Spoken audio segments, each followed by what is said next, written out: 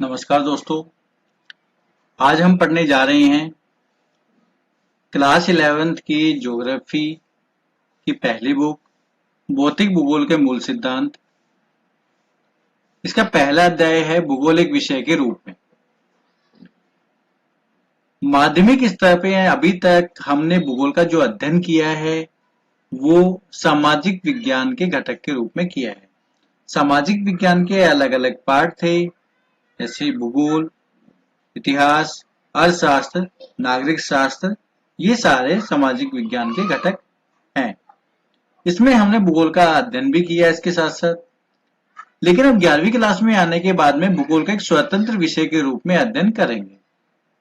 पृथ्वी के भौतिक वातावरण, मानवीय क्रियाओं एवं उनके अंत प्रक्रियात्मक संबंध के विषय में जानकारी प्राप्त करेंगे।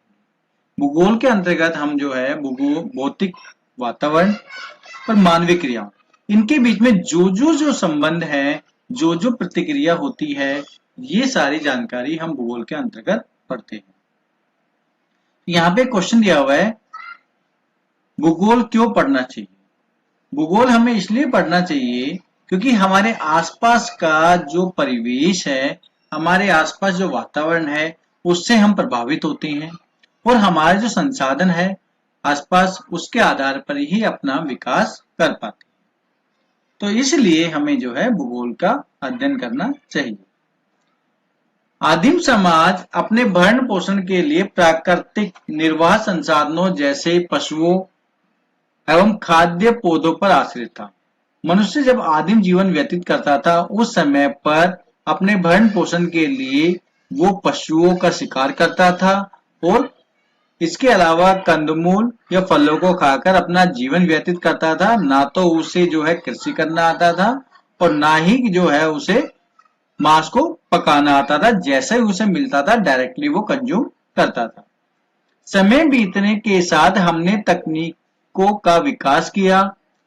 जैसे जैसे समय बीतता गया, तकनीकी का विकास होता गया, प्राकृतिक संसाधनों की समझ होती गई और भूमि और जल का उपयोग समझने के बाद में उसने फसलों को उगाना शुरू कर दिया, यानी आहार का उत्पादन करना प्रारंभ कर दिया।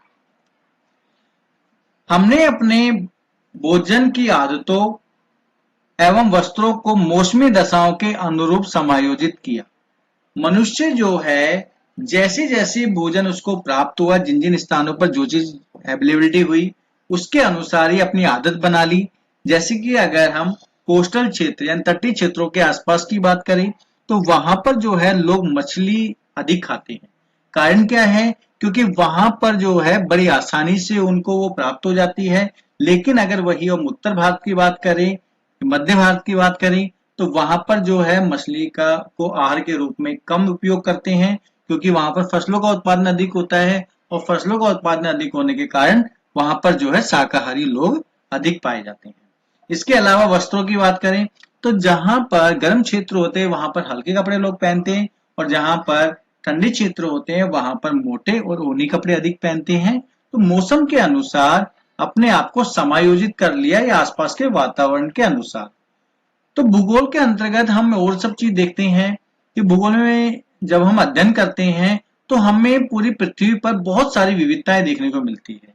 यानी कि सभी स्थानों पर एक जैसा वातावरण नहीं है, सभी स्थानों पर एक जैसा जो है वो भौगोलिक स्ट्रक्चर नहीं है। भूगोल आपको विविधता समझने एवं स्थानों के संदर्भ में ऐसी भिन्नताओं को उत्पन्न करने वाले कारकों की खोज करने की क्षमता प्रदान करता है। तो भूगोल के अंतर्गत जब हम देखते हैं कि यहाँ पर हर स्थान पर विविधता पाई जाती है, तो हमें इसको समझने में थोड़ी सी आसानी होती है कि ये विविधता क्यों पाई जाती है। तो आगे हम इसके बारे में और जानकारी लेंगे कि आखिर ये सब चीज हमें जो है भूगोल में किस प्रकार जानकारी मिलती है। हमने अपने मानचित्र में परिवर्तित गोलक को समझने और धरातल के दृश्य ज्ञान की कुशलता विकसित की है। हमारी जो पृथ्वी है गोले आकृति है। गोले आकृति को हमने मानचित्र पर प्रदर्शित करके धरातल पर होने वाली विभिन्न विविधताओं की जो है उसको हमने इसको प्रदर्शित करा इस पर।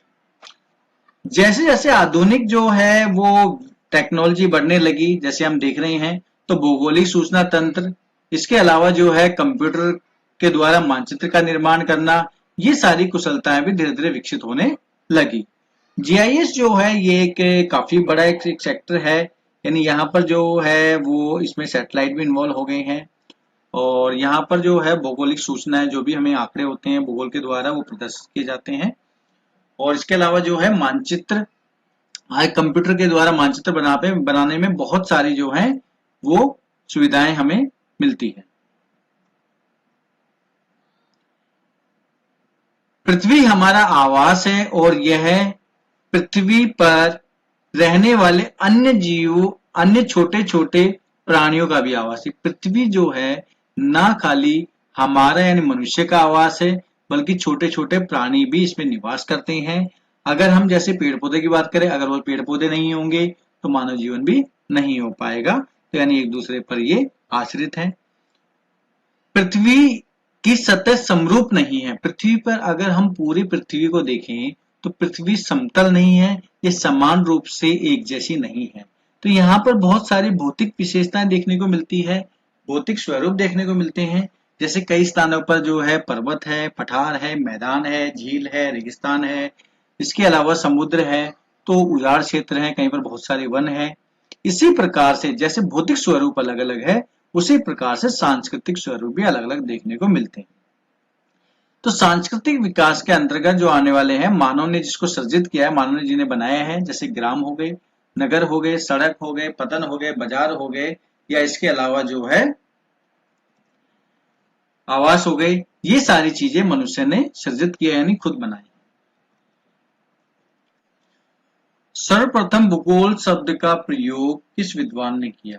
ये सवाल, ये क्वेश्चन कई सारे एग्जामों में पूछा गया और डायरेक्टली क्वेश्चन पूछा जाता है, तो इसको आप अंडरलाइन कर सकते हैं, नोट डाउन कर सकते हैं कि सर्वप्रथम भूगोल शब्द का जो प्रयोग है वो एक ग्रीक विद्वान थे, इरेटोस्थनीज।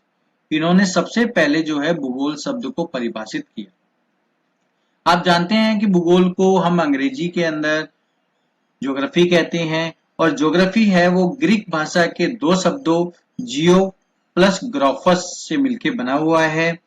जियो का अर्थ है पृथ्वी और ग्राफस का अर्थ है वर्णन करना। तो अगर इसके अर्थ की बात करें ज्योग्राफी की, तो इसका अर्थ हुआ पृथ्वी का वर्णन। कई सारे विद्वान जो है वो मानव, पृथ्वी को मानव के आवास के रूप में देखते हैं। तो बात ही ठीक है कि पृथ्वी पर जो है मनुष्य निवास करता है, मनुष्य का आवास, लेकिन पृथ्वी पर मनुष्य के अलावा भी बहुत सारे जीव रहते हैं, वो उन सबका भी आवास है। पृथ्वी बहुआयामी है। पृथ्वी जो है अगर देखा जाए तो उसके बहुत सारे जो है फीचर्स पृथ्वी पर देखने को मिलते हैं, बहुत सारे तथ्य देखने को मिलते हैं।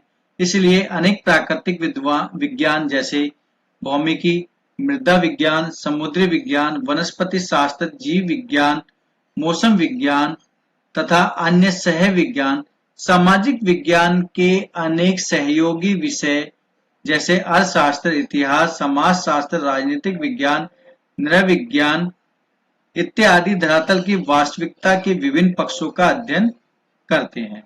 तो पृथ्वी जो है बहुआयामी, बहुत सारे जो है इसके तत्व मौजूद हैं, और इस कारण जो है अलग अलग विषयों की अगर बात करें, इन सारे विषयों को मिलाकर भी पृथ्वी का वर्णन करना संभव नहीं है। भूगोल को क्षेत्रीय भिन्नता का अध्ययन मानना तार्किक नहीं है। भूगोल को सिर्फ हम जो है अगर हम ये सोचें कि ये खाली क्षेत्र का अध्ययन करना है तो ये ठीक नहीं होगा, क्योंकि भूगोल में जो है हम क्षेत्र का अध्ययन तो करते हैं, लेकिन क्षेत्र के अध्ययन के साथ साथ में ये भी हम जो है जानकारी प्राप्त करते हैं कि आखिर ये जो है क्षेत्र में जो विविधता है वो किस कारण से, कारण क्या है उनका, ये भी हम देखते हैं। उदाहरण के तौर पर फसल का स्वरूप एक प्रदेश से दूसरे प्रदेश में भिन्न है। यानी अगर हम पूरी पृथ्वी की बात करें या हम एक क्षेत्र की बात कर लें तो फसल जो है एक जैसी नहीं होती। यानी कि अगर हम भूमध्य सागरीय प्रदेशों की बात करें तो वहां पर खट्टे फलों की कृषि ज्यादा होती है, वहीं अगर मान लो मैदानी क्षेत्रों की बात करें तो वहां पर जो है खाद्यान्न वस्तुओं की कृषि ज्यादा होती है। तो ये भिन्नताएं देखने को मिलती है और ये भिन्नताएं जो हैं जलवायु और मिट्टी के आधार पर होती हैं, साथ साथ में जो है बाजार की मांग के आधार पर भी ये देखने को मिलती है। भौतिक तथा मानवीय दोनों प्रकार के भौगोलिक तथ्य स्थैतिक नहीं अपितु गत्यात्मक है। अगर हम मानवीय क्रियाओं की बात करें या भौतिक स्वरूप की बात करें, ये दोनों स्थिर ना होकर गत्यात्मक है, समय समय पर इनमें बदलाव होता रहता है। वे सतत परिवर्तनशील पृथ्वी तथा अथक एवं निरंतर सक्रिय मानव के बीच आबद्ध प्रक्रियाओं के फलस्वरूप कालांतर में परिवर्तित होते रहते हैं। समय समय पर इनका परिवर्तन जो है होता रहता है, चाहे भौगोलिक स्वरूप की बात करें चाहे मानवीय कार्य की बात करें। मानव प्रकृति का एक अंगभूत भाग है तथा वह प्रकृति पर अपनी छाप छोड़ता है। प्रकृति मानव जीवन के विभिन्न पक्षों को प्रभावित करती है। इनकी छाप उनके वस्त्र, आवास, व्यवसाय आदि पर देखी जाती है। मनुष्य जो है वो प्रकृति का अभिन्न अंग है। अपने जो है कार्य जो करता है वो, या अगर वस्त्र पहनता है, व्यवसाय जो करता है, उसके आवासों की बात करें तो वहां पर उसके भौगोलिक स्वरूप की छाप देखने को मिलती है। भौगोलिक स्वरूप के आधार पर ही वो इसका क्या अपने कार्य करता है।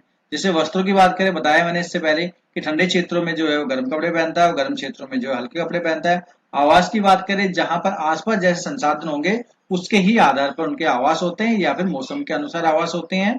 व्यवसाय जो है यानी प्राथमिक व्यवसाय, द्वितीय व्यवसाय, तृतीय व्यवसाय, जो संसाधन होते हैं उसके आधार पर ही अपने व्यवसायों का वो चयन करता है।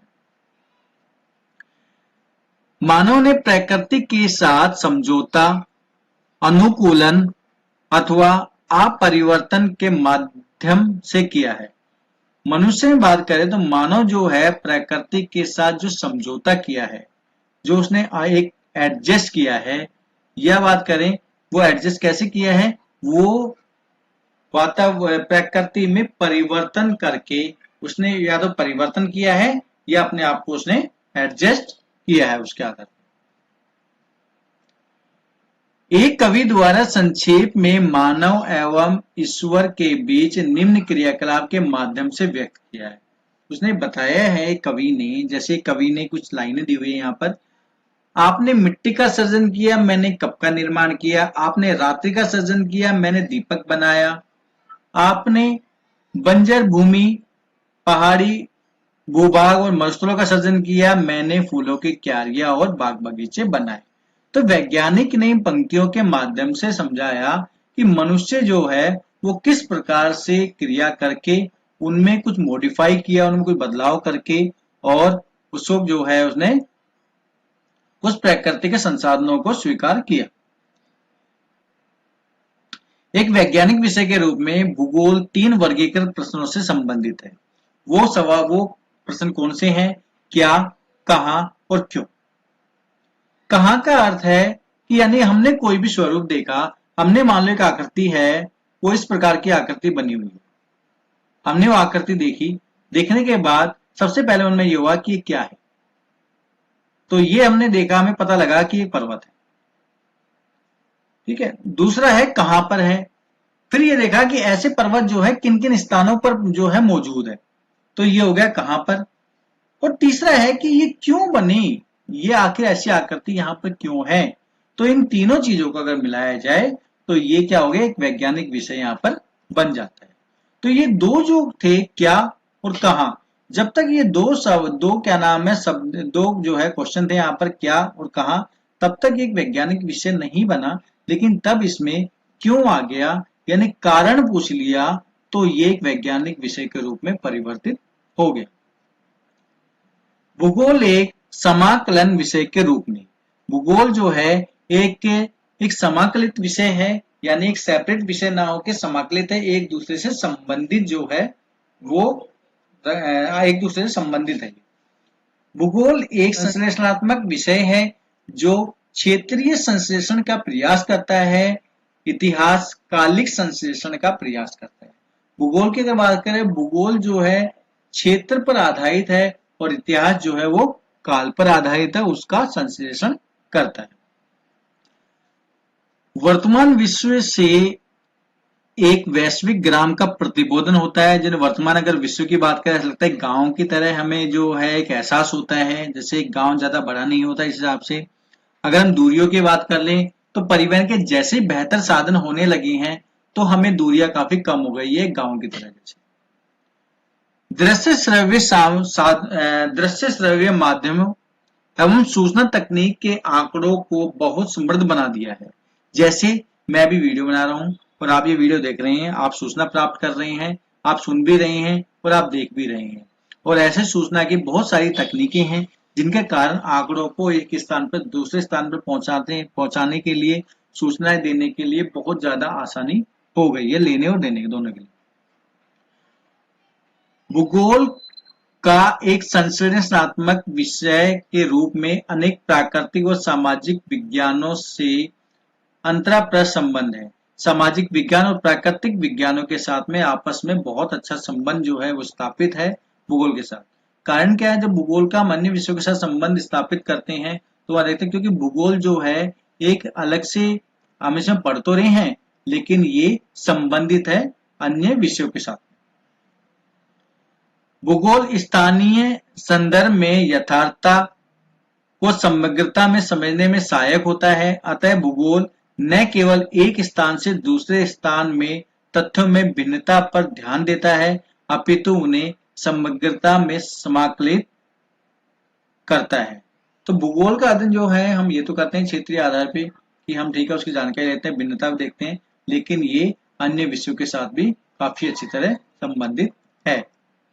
भूगोलवेताओं को सभी विषयों की समझ होनी चाहिए, जानकारी होनी चाहिए, तभी हम जो है तार्किक विश्लेषण कर सकते हैं सभी क्षेत्रों का।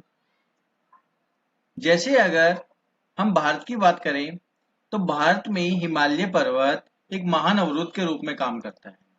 वो जलवायु से भी जो है भारत को अलग करता है और इसके अलावा जो है वो रक्षा कवच के रूप में भी काम करता है पड़ोसी देशों के साथ।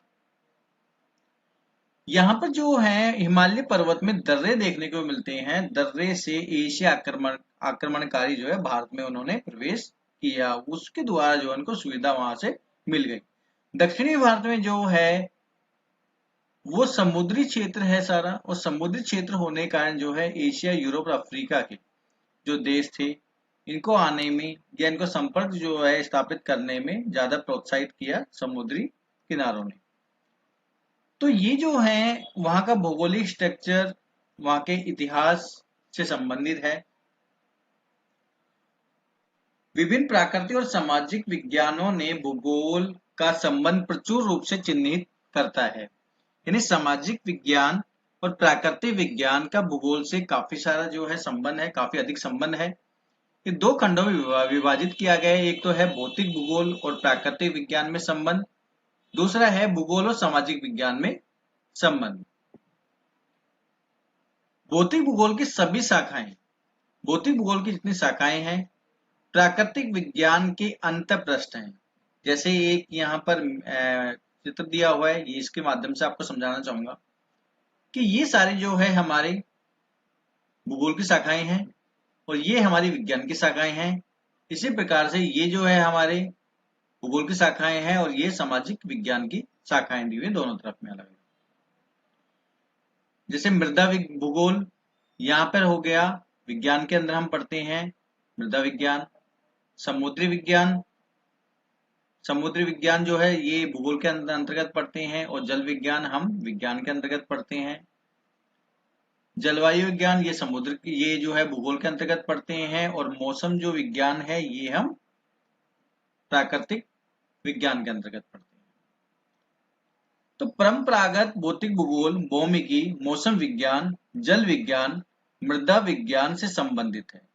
जो भौतिक भूगोल है हमारे वो भौमिकी जो कि प्राकृतिक विज्ञान के भाग है, मौसम विज्ञान, जल विज्ञान और मृदा विज्ञान से संबंधित है।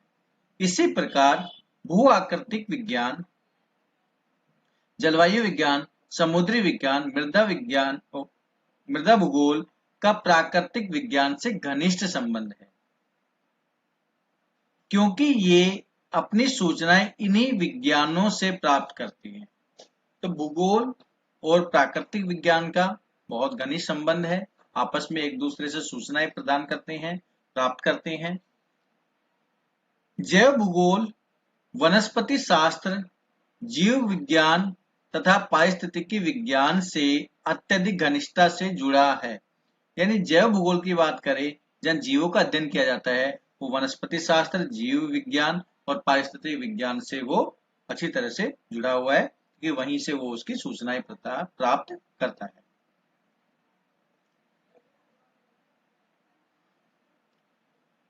एक भूगोलवेत्ता को गणित और कला, विशेषतः मानचित्र रेखांकन में निपुण होना चाहिए। भूगोलवेत्ताओं को जो है गणित का ज्ञान भी होना चाहिए और मानचित्र बनाने में निपुण होना चाहिए, क्योंकि मानचित्र जो होता है वो भूगोल में काफी इंपॉर्टेंट रोल अदा करता है। पृथ्वी का आकार भूआब है। पृथ्वी का आकार भूआब मतलब जियोड, इंग्लिश में कहते हैं इसको जियोड। मतलब पृथ्वी का आकार जो है वैसे देखने को तो गोल है, लेकिन उसकी ऊपरी परत जो है ऊबड़ खाबड़ है। तो पृथ्वी जो है पूरी गोल ना होके उसकी ऊपरी परत उसकी ऊबड़ खाबड़ है, जिसको हम कहते हैं जियोड। परंतु भूगोलवेत्ता का मूल उपकरण मानचित्र है, जो कि द्विआयामी प्रदर्शन होता है। मानचित्र जो है वो काफी इंपॉर्टेंट रोल अदा करता है, जैसे मैंने ऊपर बताया आपको कि मानचित्र के द्वारा ही हम किसी की भौगोलिक स्ट्रक्चर को देख सकते हैं। भूगोल और सामाजिक विज्ञान का संबंध, ये दूसरा पॉइंट है। प्रत्येक सामाजिक विज्ञान का भूगोल की एक शाखा के अंतर प्रश्न संबंध है। यानी कि सामाजिक विज्ञान और भूगोल, इन दोनों का जो है घनिष्ठ संबंध है।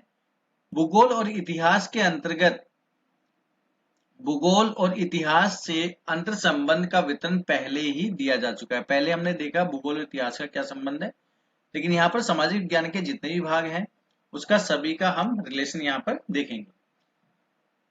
दर्शन किसी विषय को जड़ प्रदान कर उसे क्रमशः विकास प्रक्रिया में स्पष्ट ऐतिहासिक भूमिका प्रस्तुत करता है। इस प्रकार भौगोलिक चिंतन का विकास भूगोल की मात्र शाखा के रूप में सर्वत्र पाठ्यक्रम में सम्मिलित किया गया है।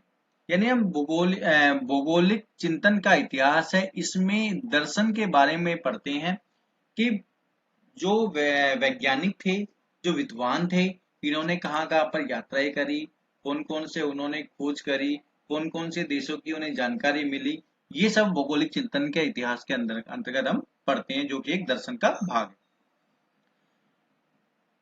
सामाजिक विज्ञान के सभी विषय यथा समाजशास्त्र, राजनीतिक विज्ञान, अर्थशास्त्र, जनांगिकीय, सामाजिक यथार्थता का अध्ययन करते हैं। सामाजिक विज्ञान के जो भाग है, जैसे समाजशास्त्र, राजनीतिक विज्ञान है, इसके अंतर्गत अध्ययन करते हैं। भूगोल की सभी शाखाएं, जैसे सामाजिक भूगोल जो है समाजशास्त्र का जो है सेम जो है आपस में संबंधित है। राजनीतिक विज्ञान ये सामाजिक विज्ञान की शाखाएं या राजनीतिक भूगोल से शाखाएं हैं। अर्थशास्त्र है, ये सामाजिक विज्ञान की शाखाएं हैं। और यहाँ हो गया आर्थिक भूगोल, तो ये आपस में एक दूसरे से घनिष्ठ संबंध स्थापित करते हैं। नेक्स्ट है, पहला हमने पॉइंट पढ़ा सामाजिक विज्ञान में, पहला है दर्शन, दूसरा है समाजशास्त्र, राजनीतिक शास्त्र। राजनीतिक शास्त्र का मूल उद्देश्य राज्य, क्षेत्र, जनसंख्या, प्रभुत्व, सत्ता के विश्लेषण है, जबकि राजनीतिक भूगोल एक क्षेत्रीय इकाई के रूप में राज्य और उनकी जनसंख्या के राजनीतिक व्यवहार का अध्ययन करता है।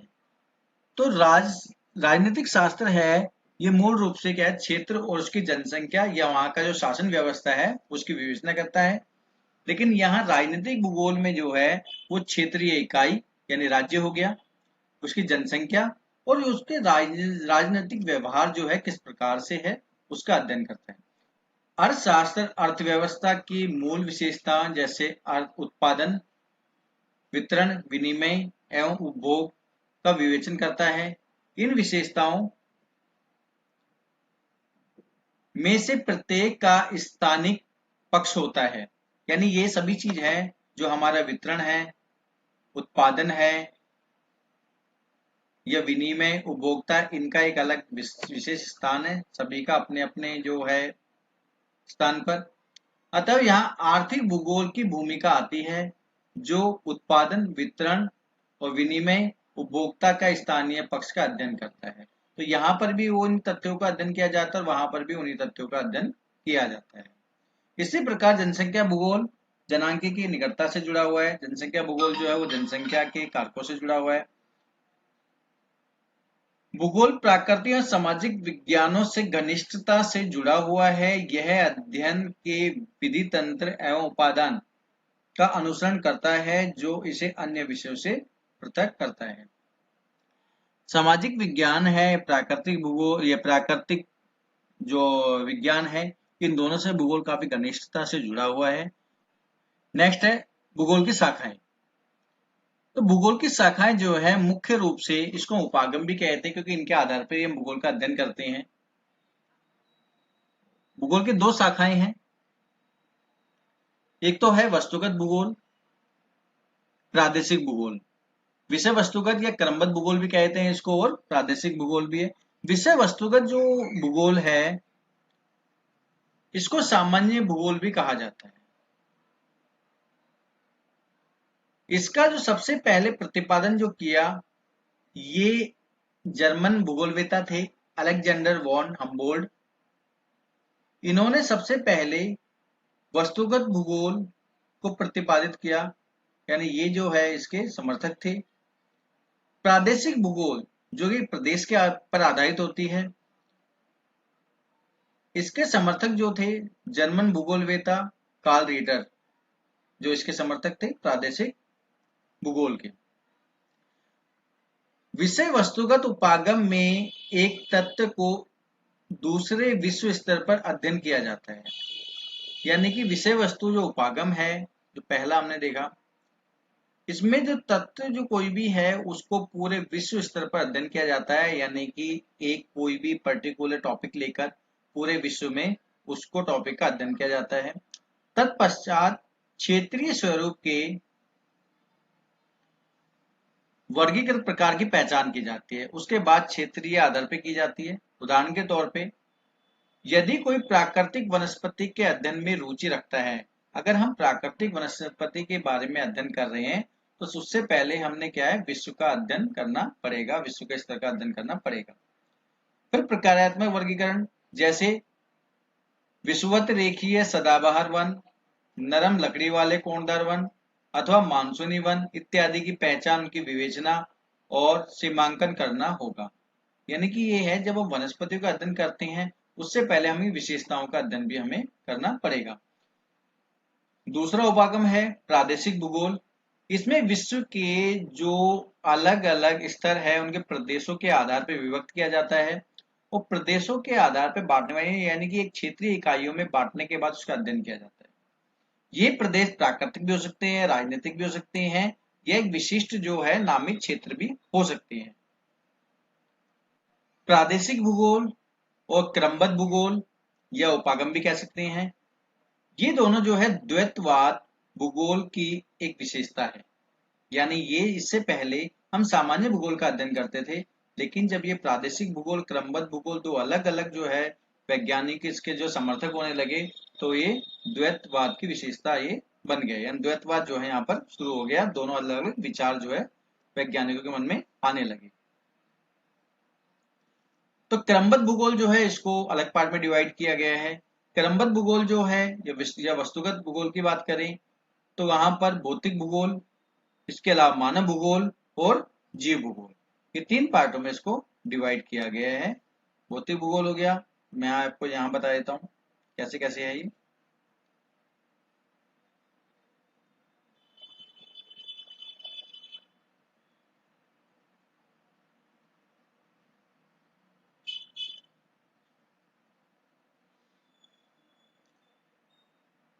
भूगोल की शाखाओं की अगर बात करें तो क्रमबद्ध भूगोल को तीन भागों में डिवाइड किया गया है। एक तो है भौतिक भूगोल, दूसरा है मानव भूगोल और तीसरा है जीव भूगोल। तो भौतिक भूगोल जो है इसको फिर अलग अलग पार्ट में डिवाइड किया गया है। भू आकृति विज्ञान, भूमि पर बनने वाली जितनी आकृतियां हैं वो आकृतियां कैसे विकसित हुई, किन किन प्रक्रियाओं से उनका संबंध है, जैसे जल से बनने वाली आकृतियां, पवन से बनने वाली आकृतियां, पर्वत हो गई, पठार हो गई, मैदान है, तटीय क्षेत्र है, ये सारी आकृतियों के बारे में हम भू आकृति विज्ञान के अंतर्गत पढ़ते हैं। सेकंड है जलवायु विज्ञान। जलवायु विज्ञान में जलवायु की जो जितने भी तत्व हैं, वायुमंडल की संरचना है, मौसम प्रणाली है, जलवायु प्रदेश है, इसका अध्ययन इसके अंतर्गत हम करते हैं। जल विज्ञान, जल विज्ञान में जल के जितने भी हमारे परिमंडल हैं, जैसे समुद्र हो गया, नदियां हो गए, झील हो गए, तालाब हो गए, ये सारी चीजें, और इसका जो है मनुष्य इस पर जो कार्य करता है, मनुष्य के द्वारा पड़ने वाला जो प्रभाव है, इसका भी अध्ययन इसके अंतर्गत हम करते हैं।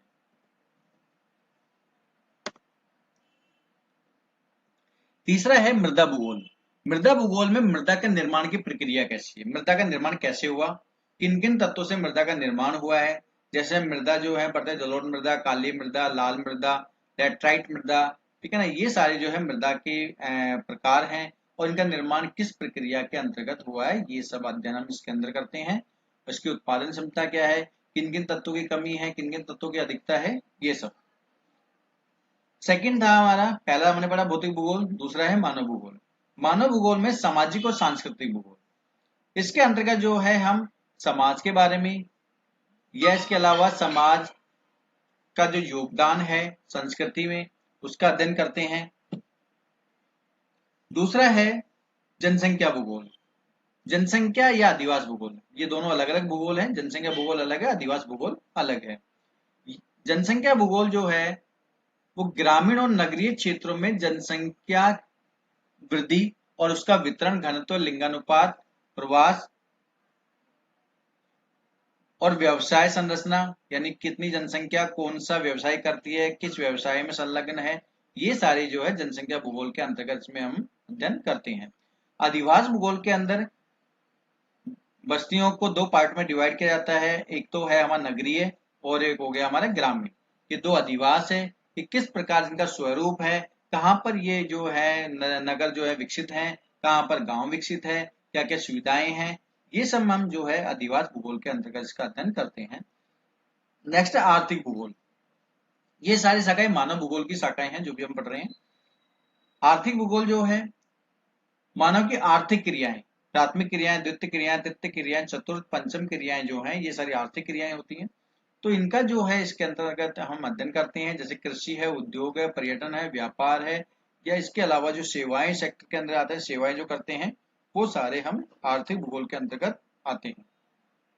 ऐतिहासिक भूगोल, ऐतिहासिक प्रक्रिया का अध्ययन कराता है ये, कि जो क्षेत्र को संगठित करती है, यानी इतिहास के अंदर जो है हम कालिक विश्लेषण करते हैं, लेकिन यहाँ पर हम जो है कालिक और क्षेत्रीय दोनों विश्लेषण करते हैं। यानी अभी जो कोई देश है, कोई प्रदेश जो है, वो कैसे स्वरूप में अंदर है और उसका इतिहास में उसको क्या अनुभव प्राप्त हुआ है और इतिहास में उसका क्या प्रभाव पड़ा है। तो ये सारी चीजें, जैसे जो आक्रमणकारी किसी भी देश के अंदर आए, वो किन मार्गों से होके आए, कौन कौन सी उन्हें समस्याओं का सामना करना पड़ा, कौन कौन से भौगोलिक स्वरूप से जिसके कारण उनकी रक्षा हुई, और कौन से वीक पॉइंट है जिनके जहां पर होकर वो आए। ये सब चीज का अध्ययन हम किसमें करते हैं, ऐतिहासिक भूगोल के अंतर्गत करते हैं। राजनीतिक भूगोल, राजनीतिक भूगोल के अंदर जो है हम राज्य की सीमाएं, पड़ोसी देशों से कैसा संबंध है उनका, इसके अलावा निर्वाचन क्षेत्र कौन कौन से हैं, ये सारी चीजों जो है राजनीतिक भूगोल के अंतर्गत पढ़ते हैं। नेक्स्ट है हमारा जीव भूगोल। जीव भूगोल ये भी क्रमबद्ध भूगोल, क्या ना, ये जीव भूगोल ये है, ये तीसरा पार्ट है। पहला था हमारा भौतिक भूगोल, दूसरा था हमारा मानव भूगोल और तीसरा है हमारा जीव भूगोल। तो जीव भूगोल के अंदर जीवों संबंधी अध्ययन किया जाता है इसके अंदर। तो पहला हो गया जीव भूगोल, यानी जीवों जो जीव है, यानी पशु हैं या अगर मनुष्यों की बात करें, इन सबका जो है भौगोलिक स्वरूप के अनुसार उनकी विशेषता अलग अलग होती है। सभी जगह पर समान रूप से जो है सभी जीव नहीं पाए जाते। जैसे हम अफ्रीका की बात करें, अफ्रीका में जो है वहां पर घने जंगल पाए जाते हैं, तो वहां पर जो जीव पाए जाते हैं वो हमारे एशिया में काफी कम मात्रा में मिलते हैं। इसके अलावा जो ऑस्ट्रेलिया में है, ऑस्ट्रेलिया में जैसे कंगारू है, कंगारू सिर्फ ऑस्ट्रेलिया में मिलते हैं, इसके अलावा और किसी क्षेत्र में नहीं देखने को मिलते। तो इसका अध्ययन हम करते हैं जीव भूगोल के अंदर। वनस्पति भूगोल, तो वनस्पति जो है वो क्षेत्र के आधार पे अलग अलग है, वहां की जलवायु के हिसाब से अलग अलग होते हैं, इसका अध्ययन हम करते हैं वनस्पति भूगोल के अंतर्गत करते हैं।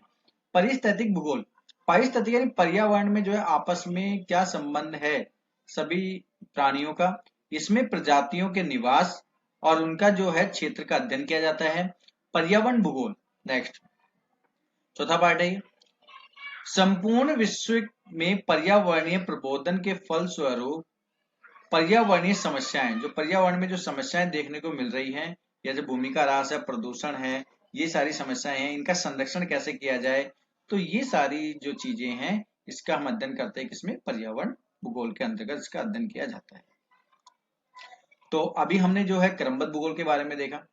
अब नेक्स्ट है हमारा प्रादेशिक भूगोल। तो प्रादेशिक भूगोल के अंदर किसी भी जो है प्रदेश के बारे में संपूर्ण रूप से उसका अध्ययन किया जाता है सभी इकाइयों का। तो जैसे इसको अलग अलग पार्टों में डिवाइड किया जाता है, वृहत हो गया, मध्यम हो गया, लघु क्षेत्र के अंदर कर लेते हैं, ये ग्रामीण नगरीय इलाकों में कर लेते हैं, इसमें डिवाइड कर लेते हैं। ये एक प्रदेश में जो विकास की व्यवस्था है वो किस प्रकार से किया जाए, उसका विश्लेषण और संश्लेषण जो है किस प्रकार से किया जाए, ये सब का जो है हम प्रादेशिक भूगोल के अंतर्गत अध्ययन करते हैं।